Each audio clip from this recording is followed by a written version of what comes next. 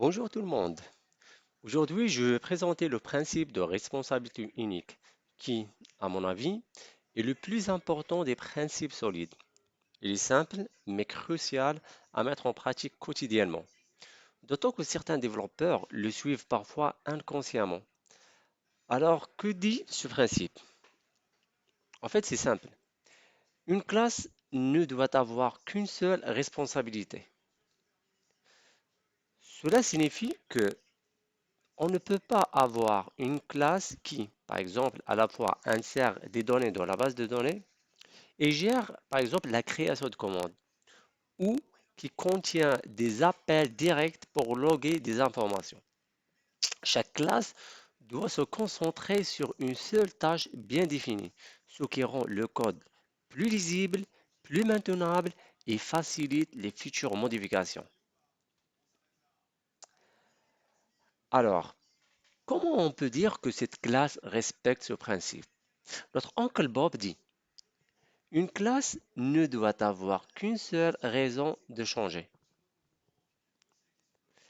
C'est-à-dire que la classe en question ne devrait être modifiée que pour répondre à une seule et unique responsabilité ou éventuellement une fonctionnalité.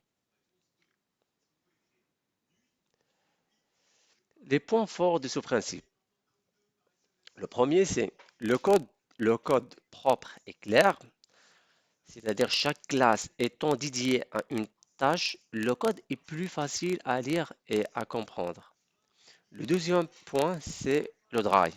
Réduction de la duplication. Don't repeat yourself.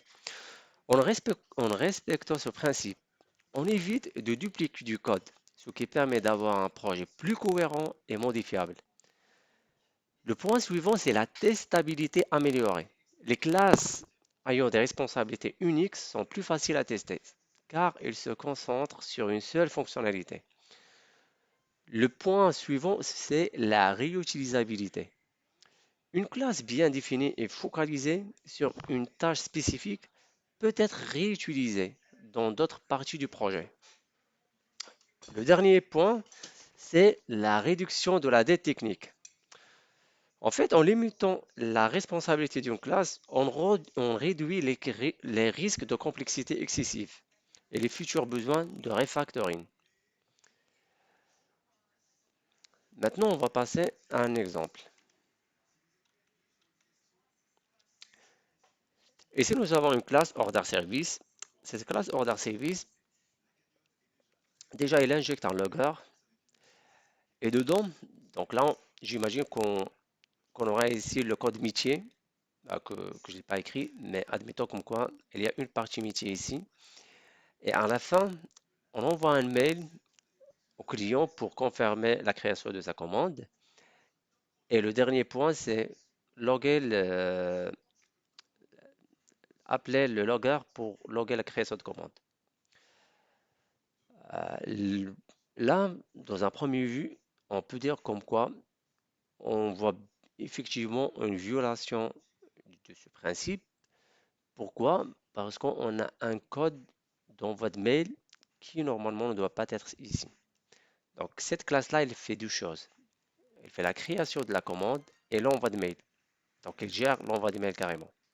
Pour la partie logger, donc le logger, on peut dire que le logger c'est un service utilitaire. En fait, le déplacer dans une classe, on va juste rendre le code complexe en ajoutant une couche inutile. Donc, ce qu'on va faire dans le refactoring pour résoudre ce problème de, de violation du principe solide de single responsibility, c'est qu'on va déplacer ce code-là dans une autre classe carrément. J'ouvre le fichier propre. Voilà. Dans ce fichier-là, order service, donc ce que j'ai fait, j'ai déplacé l'envoi de mail dans une autre classe. Donc cette classe-là, elle va me gérer l'envoi de mail et aussi ça sera utilisé ailleurs si j'ai besoin de cette fonctionnalité. L'autre avantage, c'est que cette classe-là, on peut ajouter des TU uniquement sur cette fonctionnalité d'envoi de mail.